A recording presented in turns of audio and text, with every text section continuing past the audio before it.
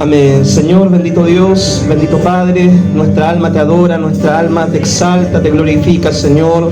Amado Dios, tú eres digno de recibir toda la gloria, la honra, el honor, la alabanza, todo reconocimiento, Señor. Amado Dios, te damos gracias, Señor, en este tiempo, Señor. Padre, porque tu presencia está en este lugar, Señor, y en medio de las pruebas, el dolor, la dificultad, en medio de los problemas, los procesos, Señor, tú estás con nosotros, Señor. Tú no nos dejas ni nos desamparas, Señor. En medio de las aflicciones tú nos prometes, Señor, estar, y tú colocas paz, no como el mundo la da, sino una paz que sobrepasa todo entendimiento, Señor. Bendice, Dios, este tiempo que vamos a pasar a la enseñanza, a la palabra. Amado Dios, hemos orado, hemos cantado, Señor, hemos intercedido, y es tiempo de escuchar, Dios mío, tu palabra, Señor. Abre nuestra mente, nuestro corazón, nuestro oído para poder recibir esta palabra, y que con tu ayuda la podamos poner por obra, la podamos entender y aplicar. En el nombre de Jesús pedimos todo. Amén y amén. Que Dios les bendiga, mi hermano. Tome su asiento. Amén.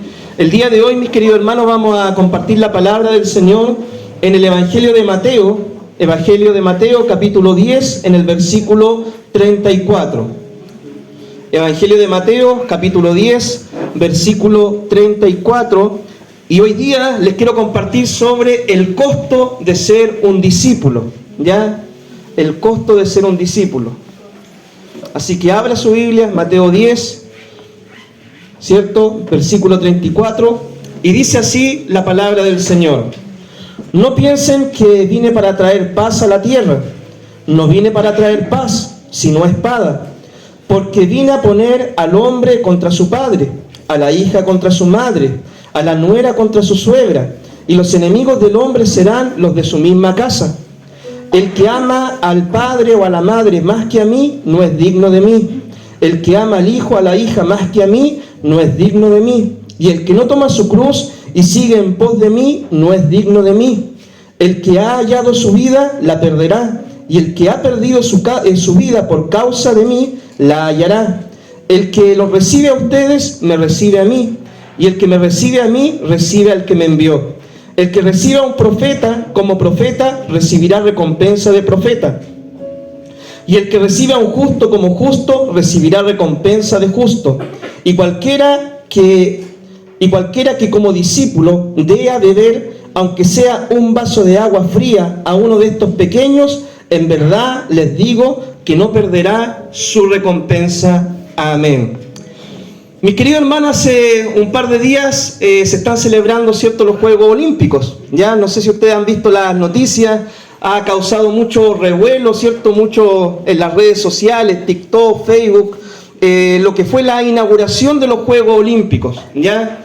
Porque la simbología que utilizaron, ¿cierto?, fue una simbología que muchas veces se asocia o hace referencia a lo que es la Santa Cena, por así decirlo, en la pintura, ¿cierto?, que está de la Santa Cena. Entonces esto ha causado de que muchos cristianos, ¿cierto?, se enardecieran, se enojaran, se levantaran, empezaran, ¿cierto?, a querer quizás cuestionar, defenderse, se enojaron por la situación. Esa es la verdad.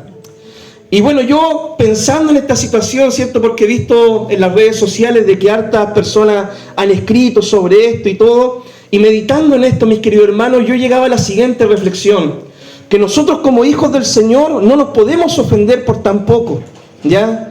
Jesucristo mismo, mi hermano, cuando estuvo acá en la tierra, el Señor fue rechazado por su familia, el Señor fue rechazado por su pueblo, el Señor fue rechazado por la creación que Él mismo formó. El Señor fue rechazado de tal forma, hermano, que no solamente lo insultaron públicamente y lo trataron de bebedor, de comilón, de amigo de publicanos, ¿cierto? Y hablaron infinidad de cosas sobre el Señor, que hacía milagros por causa de los demonios, ¿cierto? Y cuántas cosas y calumnias no le inventaron al Señor con tratar de desacreditarlo, de lastimarlo, de herirlo, y cuánta infinidad de cosas sufrió. Pero el Señor tenía un propósito y tenía un objetivo claro. Él había venido a este mundo con un solo propósito: salvar al hombre, salvar a esta humanidad por medio de su sacrificio en la cruz del Calvario. Y nada, mi hermano, lo desvió de ese propósito, nada entorpeció ese propósito, ni aún las buenas intenciones de los discípulos. Ustedes recordarán de que cuando Cristo ya estaba aproximándose a la cruz, al martirio, ¿cierto? Pedro le dijo, Señor, pero ten consideración de ti, que nada de esto te lastime. Y el Señor le dijo, quítate de delante de mí, Satanás. Era el propósito y el plan del Señor que Cristo sufriera en esa cruz para darnos salvación y vida eterna a nosotros que estamos hoy presentes, ¿ya? Entonces, mis queridos hermanos, nosotros como cristianos en este tiempo no podemos ofendernos por pequeñeces, mi hermano. La iglesia primera, los primeros cristianos, los primeros 300 años de cristianismo, ¿cierto? Antes que el Imperio Romano legalizara la religión cristiana con Constantino, ¿cierto? Los primeros cristianos, hermanos, sufrieron martirio. Ellos los quemaban vivos en la hoguera. Los bañaban con brea y le encendían fuego para alumbrar la ciudad de Roma. Eso lo hizo Nerón. Muchos de ellos, hermanos, lo amarraban, ¿cierto?, de sus extremidades hasta descuartizarlos a ellos. A muchos de ellos les cortaron la cabeza, los mataron alanceados, los apedreaban, los golpeaban, los humillaban, les expropiaban sus propiedades, sus cosas.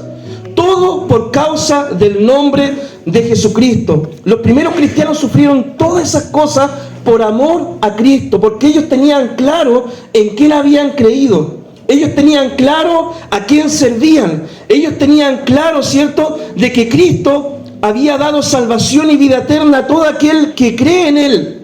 Y ellos sabían que después de esta vida presente venía una eternidad con el Señor. Mis queridos hermanos, hay un libro que se llama, ¿cierto?, el libro de los mártires, donde muchas veces a estos cristianos, cuando lo estaban martirizando, los otros cristianos que estaban viendo el espectáculo, le decían, no niegues tu fe. A pesar de la prueba, no niegues tu fe. El dolor, el martirio sufrirá solamente un momento, pero después viene una eternidad con Dios. Y así se alentaban los primeros cristianos. No niegues tu fe. A pesar del dolor, a pesar de la prueba, a pesar de la tortura, no niegues tu fe.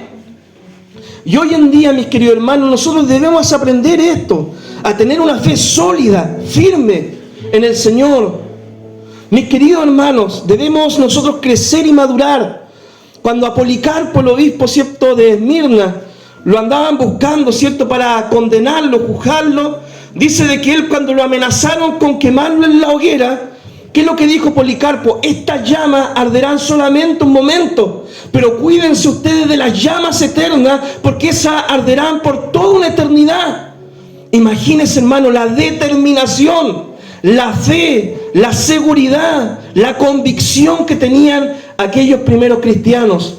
Así que, mis queridos hermanos, de esta forma, ¿cierto?, comenzamos esta enseñanza en decirles que no se ofendan por tan poco, no se lastimen por tan poco.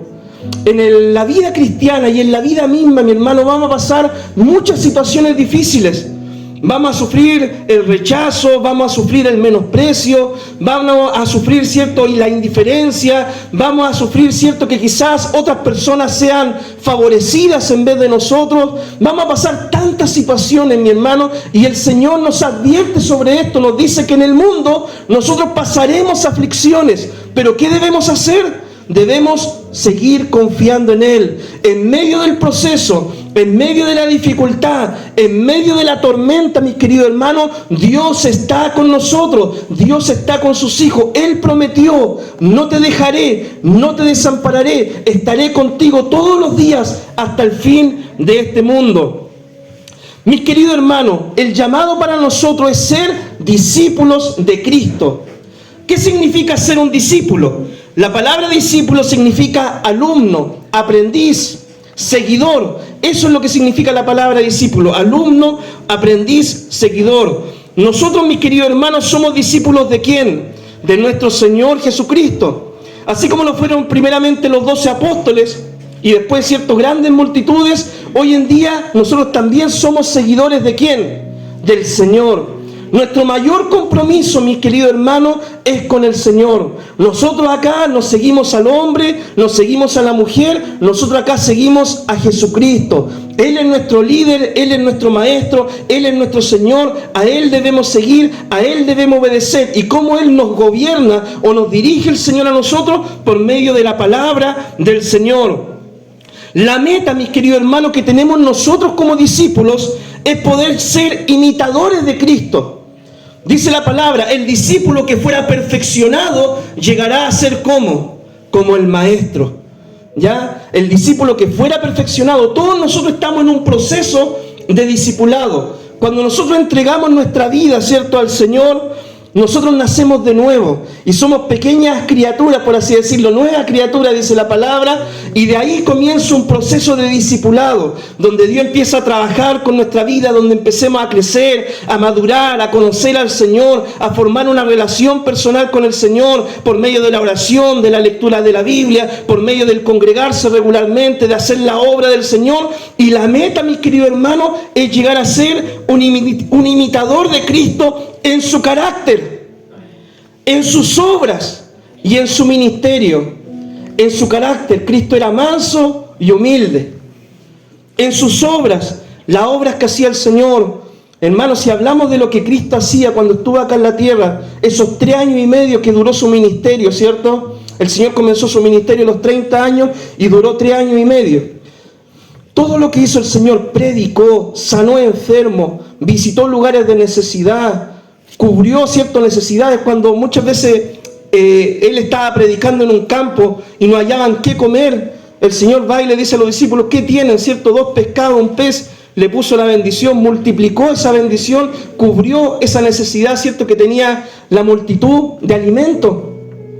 El Señor, ¿cuántas cosas hizo? Estuvo cuando las familias partían, la viuda de Naín, ¿cierto? El Señor siempre hizo, y Él nos enseña por medio de su ejemplo las cosas que nosotros debemos seguir haciendo hoy en día como cristianos.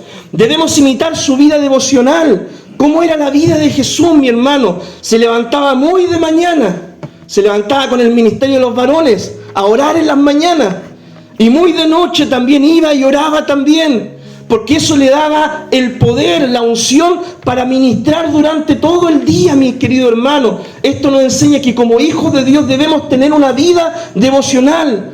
Mis queridos hermanos, si no fuera porque Cristo oraba, estaba en dependencia del Padre, buscaba de la presencia del Padre eterno, ¿cómo hubiera Él reaccionado frente a la crítica, a la acusación, a los ataques de sus adversarios?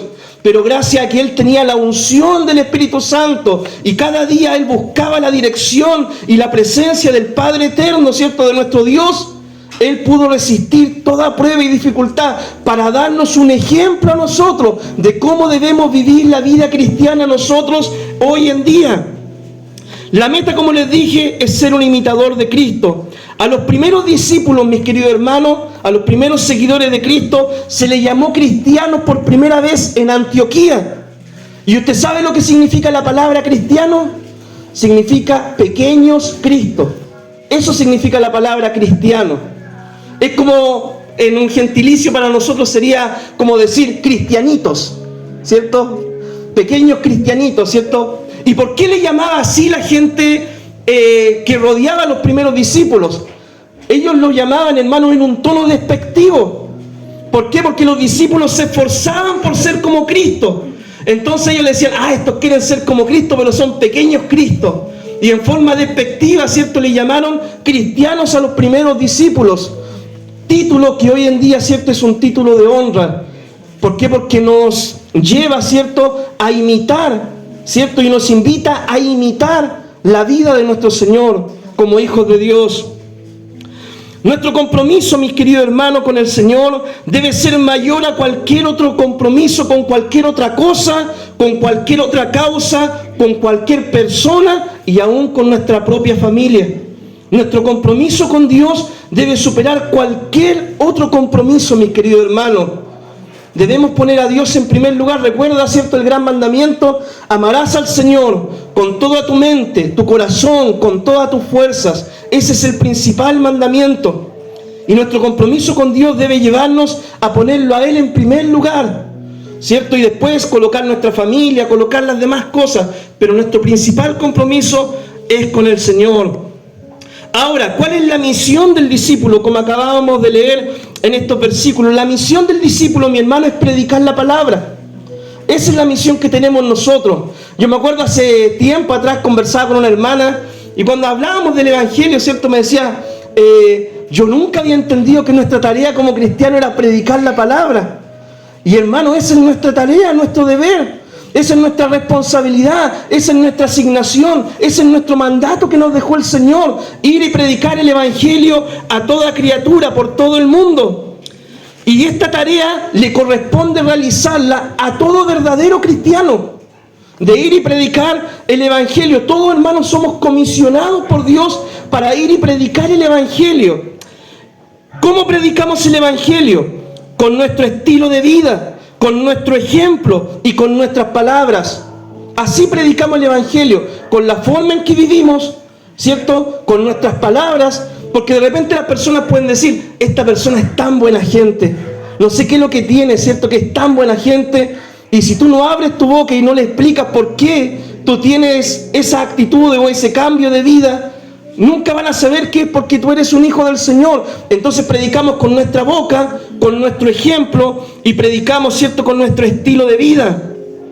Y la tarea, mis queridos hermanos, debemos comenzar ¿dónde? Predicando el Evangelio. En nuestra casa, en nuestro hogar, en nuestra familia, al papá, a la mamá, a los hermanos, ¿cierto?, a los que viven en casa. Ahí debemos comenzar predicando el Evangelio en nuestro entorno, a nuestros vecinos, nuestro alrededor, nuestros compañeros de trabajo, y así seguir avanzando. Hay algunos, mi hermano, que por su pasión de predicar el Evangelio, Dios los lleva a tal punto de ir a predicar el Evangelio a otras naciones. A ellos se les conoce como los misioneros, de ir y predicar el Evangelio en otros países. Por ejemplo, la pastora, ¿cierto? Ella es argentina, y ella de Argentina, Dios la trajo acá a Chile para poder predicar la palabra. Mis queridos hermanos de Venezuela igual, ¿ya? Ustedes son de allá, ahora están acá en Chile y están para seguir cumpliendo la gran comisión de ir y predicar el Evangelio, ¿cierto?, a los que Dios les ponga por delante, comenzando en su casa, comenzando en su hogar, siendo ejemplo para su familia en primer lugar. Pero mis queridos hermanos, el Señor nos advierte de que como discípulos pasaremos luchas.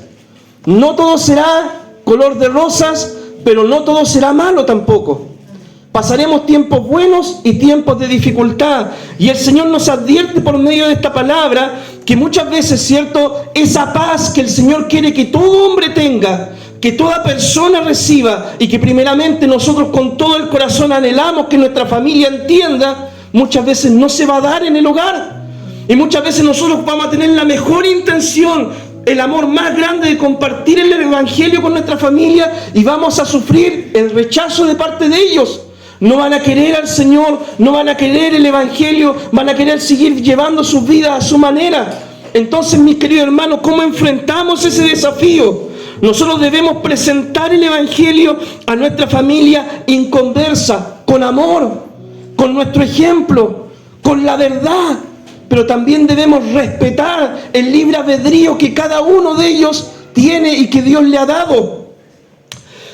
Puede ocurrir, mi hermano, muchas veces que en nuestra intención de llevar el Evangelio a la familia suframos el rechazo y que ellos no quieran saber nada con Jesús ni con el Evangelio, y ellos quieran simplemente seguir viviendo su vida a su manera como lo han hecho tantos años. Pero el discípulo, mi hermano, debe seguir predicando el Evangelio, a pesar de que su familia no lo apoye, a pesar de que su familia no lo entienda, a pesar de que su familia lo pueda criticar, a pesar de que su familia le pueda decir que estás perdiendo el tiempo. El verdadero discípulo debe seguir predicando el Evangelio, aunque encuentre el rechazo en su casa, en su hogar. Jesús mismo vivió esta situación, mis queridos hermanos. Cuando Cristo comenzó a predicar el Evangelio, sus hermanos, los medio hermanos del Señor, ¿cierto?, Jacobo y los otros medio hermanos, ellos no creyeron en el Evangelio que Cristo predicaba. Fue hasta después de la resurrección, ¿cierto?, que dice Primera de Corintios capítulo 15, que el Señor después de resucitar se le apareció a algunos de los apóstoles, ¿cierto?, y a Jacobo, que recién ahí el medio hermano del Señor creyó, se convirtió y llegó a ser un obispo en la iglesia de Jerusalén. Pero el Señor vivió el rechazo cuando Él fue a predicar, ¿cierto?, a su ciudad, donde supuestamente quizás lo iban a recibir con bombo y platillo. ¿Qué es lo que dijeron de Él? Y este no es el carpintero, no están sus hermanas, sus hermanos con nosotros, y menospreciaron al Señor, y Él no pudo hacer tantos milagros allí por causa de la incredulidad de las personas, de sus propios paisanos. Mis queridos hermanos, en una oportunidad Cristo estaba ministrando Y van su familia a buscarlo porque decían, está loco, está fuera de sí. El Señor vivió el rechazo en su familia, mi hermano. Pero eso no determinó que Él no cumpliera la gran comisión. Él siguió predicando. Mis queridos hermanos, quizás esta misma situación que vivió el Señor es para darnos un ejemplo y un aliento a nosotros a seguir predicando. Y cuando tú, por ejemplo, digas, ¿por qué mi familia no quiere entender? ¿Por qué no quieren llegar a la iglesia? ¿Por qué si les he hablado una y otra vez y les predico y no entienden la palabra? ¿Y por qué no quieren nada con el Señor? Créeme, mis queridos hermanos, que el que mejor te puede entender esa situación es Jesucristo mismo, porque Él lo vivió en carne propia durante su ministerio. Cuando presentemos el Evangelio a nuestra familia, mis queridos hermanos, no hay que ser grosero ni irrespetuoso, pero sí hay que hablarles la verdad. No es necesario, mi hermano, que en las comidas familiares nos pongamos a alegar en plena mesa o que en los cumpleaños echemos a perder el cumpleaños por una discusión de religión. Bueno, la gente decía, de religión, política, de fútbol no se habla en la mesa. Nosotros debemos hablar, mi hermano, del Señor, pero no para pelear, ni contender, ni echar a perder los almuerzos familiares, ni agarrarnos de los pelos, a ver quién tiene la razón. No, mis queridos hermanos, compartamos el Evangelio con amor, con verdad, con respeto, ¿ya? Dejando que cada persona pueda tomar su decisión personal por el Señor. Ni el Señor mismo nos obliga a recibirle. Él dice, estoy a la puerta, llamo, el que quiere abre la puerta, entraré ahí, cenaré con Él, comeré con Él, haré morada con Él. Pero el Señor te da el libre albedrío a ti de abrir o cerrar esa puerta. Pero sí, mis queridos hermanos, con todo el amor del mundo no podemos ocultarle la verdad a nuestra familia y debemos advertirles cuáles son las consecuencias de rechazar el Evangelio. La palabra del Señor solamente nos propone dos salidas, ¿cierto?, a esta situación. O somos salvos y pasamos una eternidad con el Señor, o rechazamos el Evangelio y nos vamos a una condenación eterna. La Biblia no habla de purgatorio, la Biblia no habla de un limbo, la Biblia no habla, ¿cierto?, de que el lugar de condenación, el infierno, durará solamente un tiempo y después ya dejará de existir. La Biblia es muy clara frente a estos temas. Y es necesario estudiar estos temas, conocerlos a profundidad, hablarlos, ¿cierto?, exponerlos, pero al final, al cabo, cada persona tomará su decisión personal por el Señor. Lo que sí, mis queridos hermanos, es que el discípulo no se puede quedar quieto. Si en su hogar, si en su casa no lo reciben, el discípulo, ¿qué es lo que debe hacer?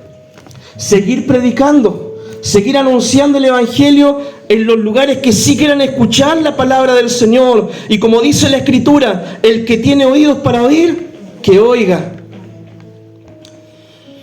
¿Cuál es la cruz, mi hermano, del discípulo? Dice la palabra, el que no toma su cruz, ¿cierto?, no es digno de mí. ¿Qué es lo que es la cruz del discípulo? Es el compromiso, ¿cierto?, que llevó a morir a los primeros cristianos aún como mártires por causa de su fe. Por eso yo les decía, mi hermano, en el principio, no nos ofendamos por tan poco. Los primeros cristianos sufrieron cuánto por amor a Cristo. Aún fueron crucificados de forma literal muchos de ellos. Llevar la cruz, mi hermano, de Cristo no significa cargarla en el cuello como un amuleto. Ya no significa tampoco que te la tatúen en un brazo o en la espalda como un símbolo de redención. No, mi hermano. Llevar la cruz de Cristo, cargar con la cruz de Cristo, tampoco significa que tú estás viviendo los procesos de la vida por las malas decisiones que tú has tomado.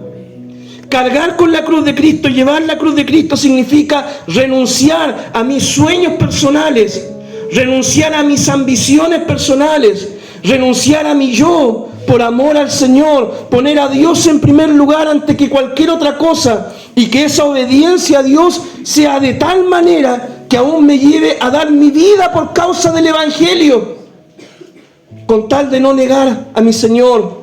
Eso es el llevar la cruz de Cristo. La cruz, mi hermano, para Jesucristo significó todo.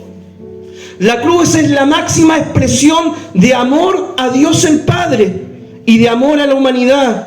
Esa es la cruz para el discípulo, la máxima expresión de obediencia a Dios y amor al prójimo. Es negarse a uno mismo, mis queridos hermanos. Hoy en día, cierto, también muchos cristianos, a nosotros no nos toca vivir eso, Pero muchos cristianos, por causa de su fe, están dando su vida por el Evangelio. Hay misioneros, mi hermano, el otro día hablábamos de los países donde hay más muertes por causa del Evangelio. Y hoy en día hay cristianos que están dando su vida por causa del Señor. Así que, mis queridos hermanos, tomemos la cruz, este compromiso con Jesús, ¿ya? Y que nos lleve, ¿cierto?, a una obediencia total, radical y profunda con Dios. Pero, mis queridos hermanos, como les dije, no todo es sufrimiento, ni dolor, ni rechazo. La palabra del Señor también nos habla de las recompensas que tendremos como discípulos. El creyente, mi hermano, en esta vida va a pasar muchas situaciones, como le dije. Así que no crea cuando de repente le digan que uno como hijo de Dios no va a tener problemas, o siempre se va a sanar, o uno siempre va a tener un milagro financiero a fin de mes, o cuántas situaciones. No, mi hermano. Dios promete algunas cosas en su palabra. El pan y el agua no te va a faltar, pero el Señor nunca prometió hacerte rico ni millonario, ¿ya? El Señor prometió estar contigo en medio de los problemas, las dificultades. El Señor no prometió que no tendrías problemas ni dificultades. El Señor prometió estar contigo cualquiera sea la situación. Entonces, mi hermano, en esta vida vamos a pasar por muchas situaciones difíciles, problemas familiares, económicos, de salud, pero el Señor va a estar con nosotros. Y todo lo que vivimos como hijos de Dios tiene un propósito, una enseñanza que darnos, una lección de vida para que podamos ministrar a otros también, ¿cierto?, lo que Dios nos ha enseñado por medio de esas situaciones. En el mundo pasaremos aflicciones, pero debemos confiar. Y el creyente fiel, mi hermano, va a ser recompensado, dice la palabra. Si somos fieles en lo poco, Dios nos va a poner sobre mucho. Esa es la recompensa del creyente. En primer lugar, mi hermano, la recompensa más grande a la que nosotros podemos aspirar es a la vida eterna. Mis queridos hermanos, si nos toca barrer en el cielo las calles de oro, gloria al Señor. Ya por lo menos no estaremos pasando una eternidad sufriendo. Así que la recompensa más grande que podemos aspirar es primeramente a la vida eterna. Pero Dios también dice en su palabra de que Él va a recompensar todo el trabajo, la labor que nosotros hemos hecho, ¿cierto?, en esta vida por causa de su reino y por amor al prójimo. Aún dice, si hemos dado un vaso de agua fresca a alguno de los discípulos por ser discípulos, aún ese vaso de agua, mi hermano, va a ser recompensado. Porque Dios no es deudor de nadie. Dios es el mejor jefe de todos. Y Él paga, y paga bien, mi hermano. Así que, mis queridos hermanos, Dios va a recompensar toda labor, trabajo que nosotros hacemos. Nosotros los cristianos sí enfrentaremos un juicio, pero no de condenación. Enfrentaremos un juicio de galardones, mi hermano, donde Dios, ¿cierto?, va a pesar nuestras obras, la motivación de nuestro corazón para hacer esas obras, ¿cierto?, la fidelidad con la cual la hicimos, y de acuerdo a eso el Señor nos va a recompensar en la eternidad. Así que Dios quiera, mi hermano, que podamos ser cristianos activos para poder que el Señor nos recompense de una forma amplia y generosa en el reino de los cielos. Vale la pena, mi hermano, trabajar por el Señor. El Señor es el mejor jefe y el que mejor le pagará a cada uno. En primer lugar, con la vida eterna. Y todo lo demás, ¿cierto?, ya le corresponde al Señor, que Él pagará a cada uno según la labor y el desempeño que hayamos realizado en esta vida. Como conclusión, mis queridos hermanos, ponga a Dios en primer lugar. Póngalo en primer lugar. Sirva a Dios con todo su corazón. Esa es la mejor decisión que usted puede tomar. Poner a Dios en primer lugar, servirlo con todo el corazón. Dios es fiel y Él no olvida el trabajo, la obra que hemos realizado. El Señor recompensará todo en su tiempo. Y en la vida, mis queridos hermanos, muchas veces nosotros no seremos entendidos por nuestra familia, por nuestros conocidos. Ya quizás no van a entender el camino del discípulo, pero nosotros debemos orar por ellos. Debemos ser ejemplos para ellos, ¿ya? Y debemos hablarle el Evangelio con amor, ¿ya? Cuando predique, hermano, el Evangelio, predíquelo con amor. Prediquemos con amor, mi hermano, pero también prediquemos con la verdad. No es necesario, hermano, ser hiriente, no es necesario ser irrespetuoso, no es necesario ponerse a alegar, ni discutir, ni echar a perder, como le dije, los almuerzos familiares, pero sí es necesario hablar la verdad y descansar. La teología del dormir, ¿cierto?, sembramos, regamos y a la noche nos vamos a descansar y que Dios dé el crecimiento simplemente a la semilla que nosotros sembramos. Amén. Así que esta es la palabra del día de hoy, mis queridos hermanos. Oramos al Señor. Padre, te damos gracias por este tiempo que podemos aprender un poco más de tu palabra, Señor. Tú nos hablas, Señor, sobre el costo de ser un discípulo. Tú nos hablas, Señor, de que como hijos del tuyo, Señor, vamos a pasar dificultades, problemas, pero debemos confiar. Y que si somos fieles a ti, un día, Señor, seremos recompensados en el reino eterno, Señor. Padre Santo, en tus manos, Dios, dejamos este tiempo de enseñanza en el nombre poderoso de Jesús.